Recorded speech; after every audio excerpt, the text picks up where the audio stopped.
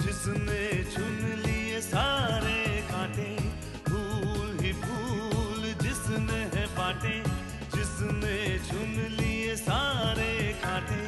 राज छोड़ दिया, ताज छोड़ दिया, राज छोड़ कर राज छोड़ बनवास जिसने झेला, सौतेला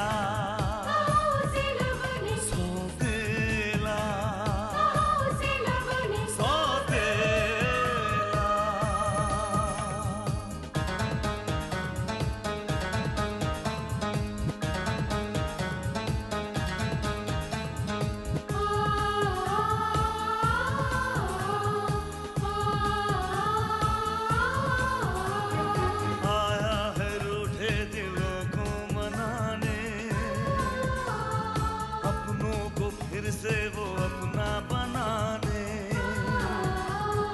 पर उसको अपना न माना किसी ने, न समझा किसी ने, न जाना किसी ने। साथ छोड़ दिया, हाथ छोड़ दिया, साथ छोड़ के हाथ छोड़ उसे कर दिया अकेला, सौतेला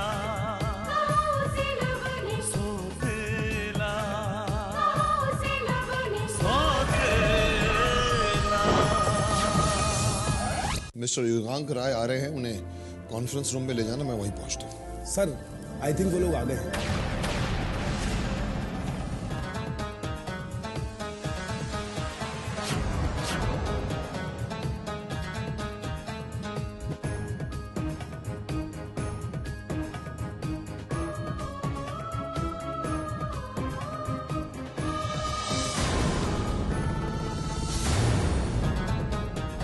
मुझे अभी यकीन है कि हमारी एसोसिएशन हम दोनों को फायदा पहुंचाएगी। मुझे ऐसे ही यकीन की तलाश थी। मैं भी तुम्हें यकीन दिलाता हूं कि मेरी तरफ से तुम्हारे विश्वास को कभी ठेस नहीं पहुंचेगी। क्यों मुझे उनसे गले लगने के बजाय उनसे हाथ मिलाना पड़ता है? क्यों मैं उन्हें ये नहीं बता सकता कि वो मेरे बाप है?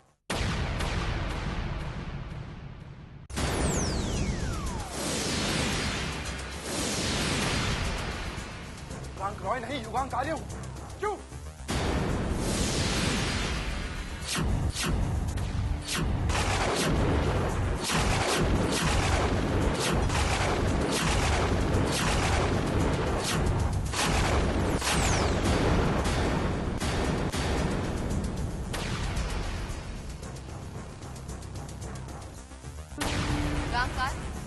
आपने मुझे बताया नहीं कि विक्रम आर्य आपके डैड है।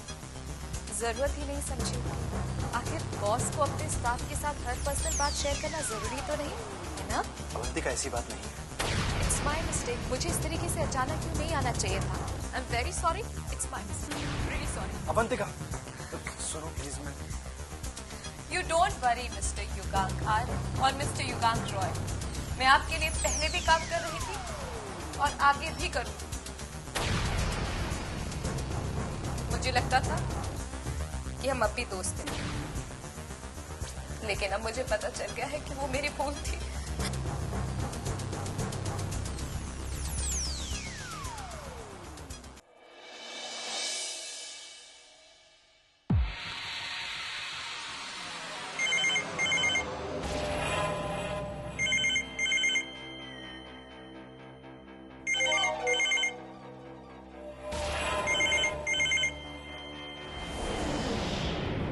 चौधरी, देवराज चौधरी स्पीकिंग। अस्सलाम वालेकुम चौधरी साहब। चंगेजी? 100% चंगेजी। आपका खादिम, आपका खैर ख्वाह। बोलो, यहाँ कैसे फोन किया? चंगेजी को कुछ ऐसे बातों का इल्म हुआ है कि आप सुनेंगे तो आपका होश उड़ जाएंगे। अच्छा।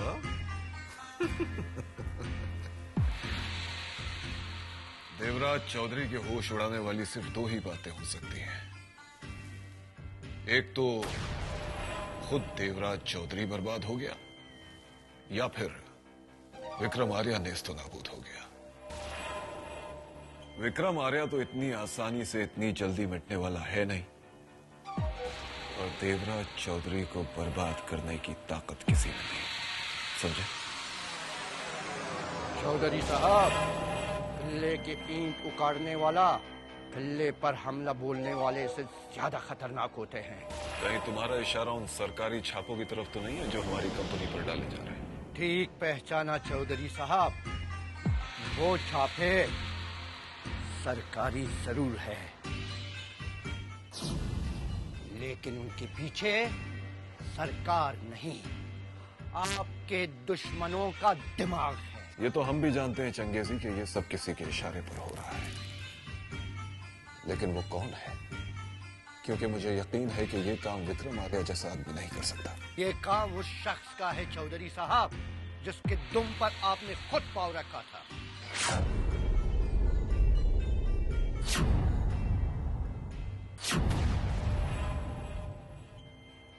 युगांक राय? हाँ, युगांक राय।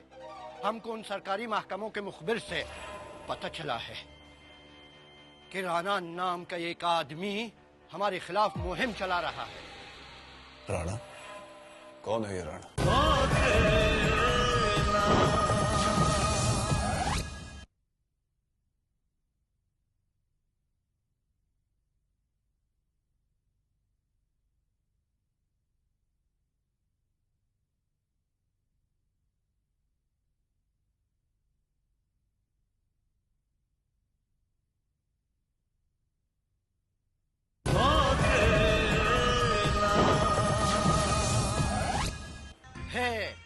एक अरफन मौला।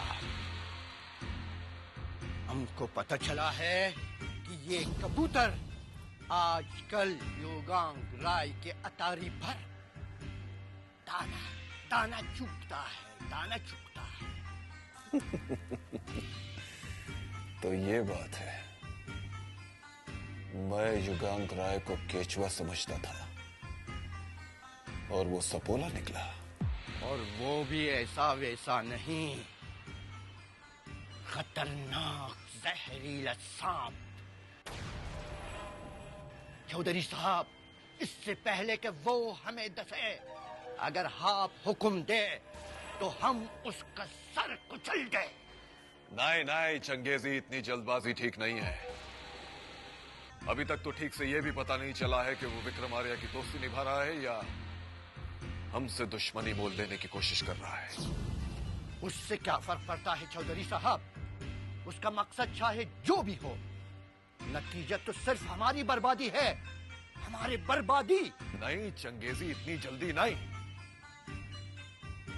हमारी बर्बादी का ख्वाब देखने वाली आंखों से हम उसकी रोशनी छीन लेते हैं।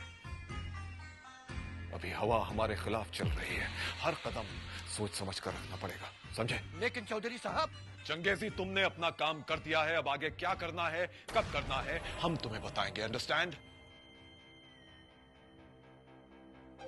Good bye.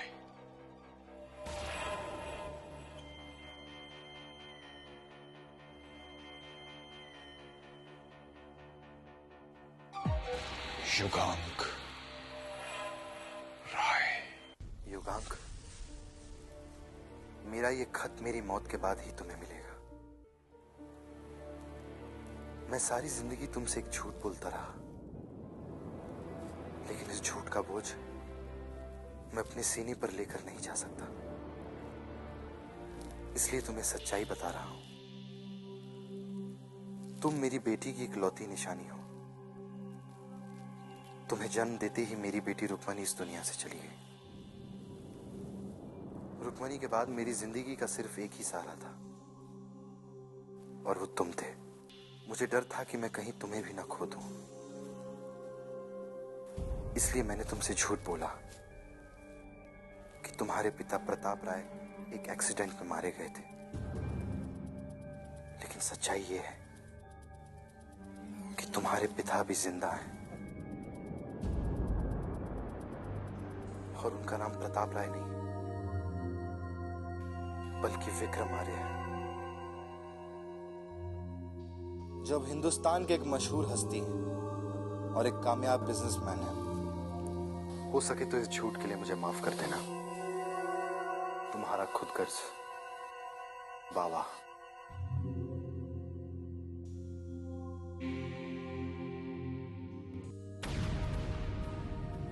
बाबा का ये खत मैं इतनी बार पढ़ चुका हूं कि उसका एक एक शब्द मुझे याद हो गया। बाबा मुझे बहुत प्यार करते थे अवंतिका।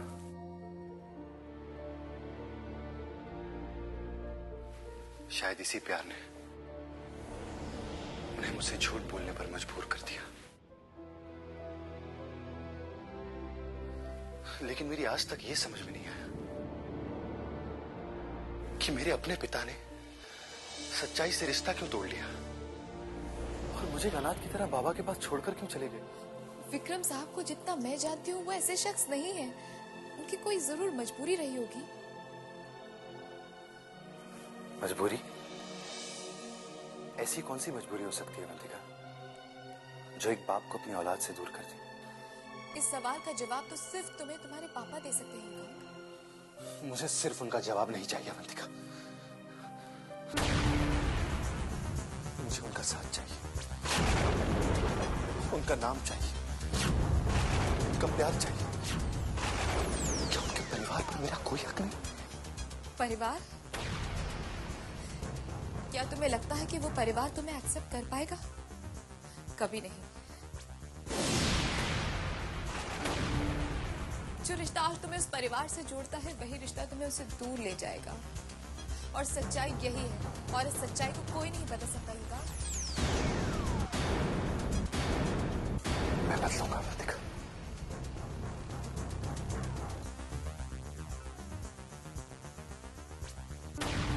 इस सच्चाई को मैं बदल के रहूंगा।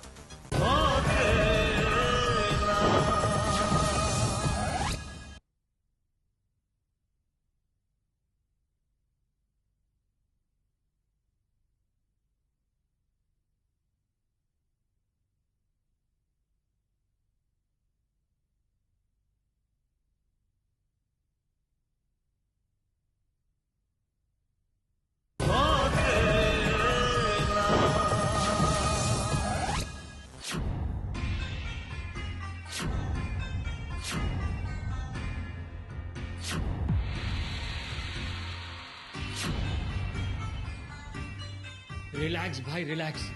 इस तरह परेशान होने से कुछ नहीं होगा। परेशानी के नाम पर जश्न भी तो नहीं मनाया जा सकता छोटे।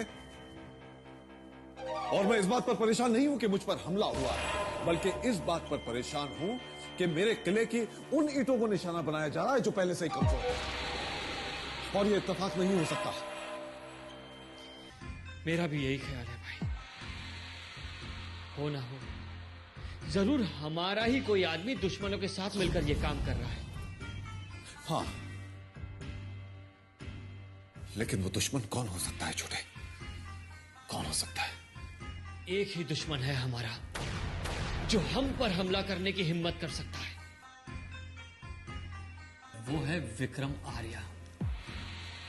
नहीं नहीं नहीं छोटे, विक्रम आर्य नहीं हो सकता। वो हमारा दुश्मन जरूर है लेकिन बुज़दिल नहीं है। वो इस तरह छुपकर वार नहीं करेगा। अगर वो हमारे खिलाफ मोर्चा खोलेगा तो बाकायदा जंग का ऐलान करेगा। विक्रम आर्य नहीं हो सकता। भाई जब ताकत कम हो जाए ना तो छुपकर वार करना बुज़दिली नहीं अकलमंदी कहलाती है। और विक्रम आर्य बहुत अकलमंद इंसान है। नहीं नहीं छोटे, मैं दुश्मन की हर कमजोरी को जानता हूं। सच्चाई और ईमानदारी उसकी कमजोरी है। वो मुखौटा लगाकर जीतने के बदले हारना कबूल कर लेगा। I know him very well. तो फिर ये काम किसका हो सकता है? किसका? यही सवाल तो मुझे भी परेशान कर रहा है छोटे। अभी तो परेशानी का सिलसिला शुरू हुआ है।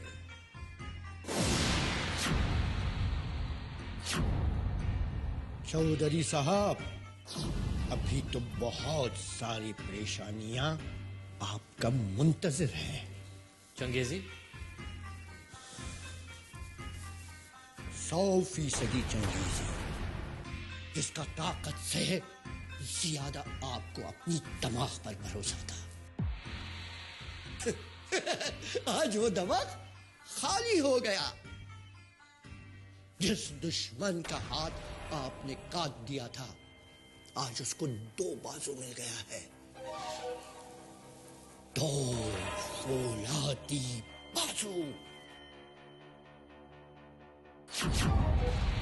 युगांक राय? हाँ, युगांक राय। युगांक राय और विक्रमार्या के बीच में माहिदा हुआ है। सौदा पुख्ता हो गया है और वो विलायती बच्चा उसके साफ ट्रेन को बाहरी मुल्कों के मार्केटों में ले जाएगा। और आपका ड्रिंक मछलियां अपना आबादी बढ़ाएगा। हाँ। Shut up changezi, just shut up. आपके चिल्लाने से क्या फायदा चौधरी साहब? जो होना था सो हो गया। विक्रम आर्या को इस सौदे के बदले में $2 करोड़ मिलने वाला है। $2 करोड़। व्हाट? $2 करोड़? हाँ, मतलब 100 करोड़ रुपया। नहीं भाई, नहीं। ये अच्छा नहीं हुआ भाई। अगर मार्केट में ये बात फैलेगी कि एक इंटरनेशनल कंपनी विक्रम आर्या की कंपनी को सपोर्ट कर रही है, तो वो विक्रम आर्या फिर से उसी बुलंदी पर पहुंच जाएगा जहां से हमने उसे गिराया था। और हमारे सारे किए कराए पर पानी फिर जाएगा।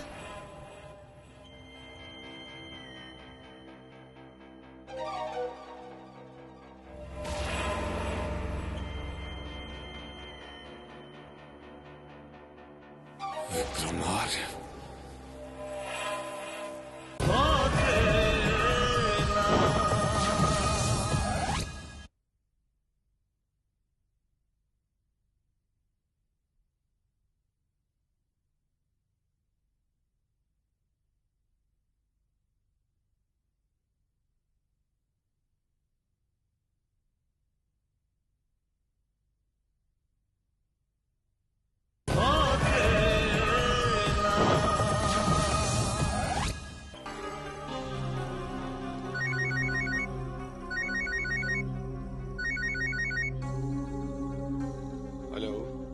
विक्रम आर्य चौधरी। देवराज चौधरी। भाई विक्रम, मुझे तुमसे ऐसी उम्मीद नहीं थी। मैं तो समझता था कि तुम अपनी जंग अपने बल पर लड़ते हो, लेकिन तुम तो मदद मांगने पहुंच गए, वो भी एक विदेशी के पास। तो तकलीफ हो रही है तुम्हें? ऑफ कोर्स तकलीफ तो होगी भाई। अगर तुम्हें मदद के लिए गुहार लगानी ही थी तो हमारे पास आते। हमने तो तुम्हें पहले भी ऑफर किया था, लेकिन उस वक्त तो तुमने बड़ी नाक दिखाई थी। और अब किसी परदेसी के सामने हाथ फैलाना कैसे एक्सेप्ट कर लिया है? मैंने हाथ फैलाया नहीं है चौधरी, हाथ थामा है। उस आदमी का हाथ जो साथ देने के लिए आगे आया था। देखो, नाम बदल देने से काम का मकसद तो नहीं बदल जाता ना। मैं जानता हूं चौधरी कि तुम क्यों तिल मिला रहे हो। तुम्हें डर लग रहा है। तुम्हें डर लग रहा है कि कहीं विक्रम आर्य की ताकत दुगनी हो गई तो, कहीं तुम्हारा नामो निशान मिट गया तो। लेकिन घबराओ मत चौधरी, विक्रम आर्य कमजोर दुश्मन को सजा नहीं देता, माफ कर देता है। देखो विक्रम आर्य, तुम हमें दुश्मन समझो या दोस्त, लेकिन कमजोर समझने की गलती कभी मत करना, वरना बहुत पछताओगे।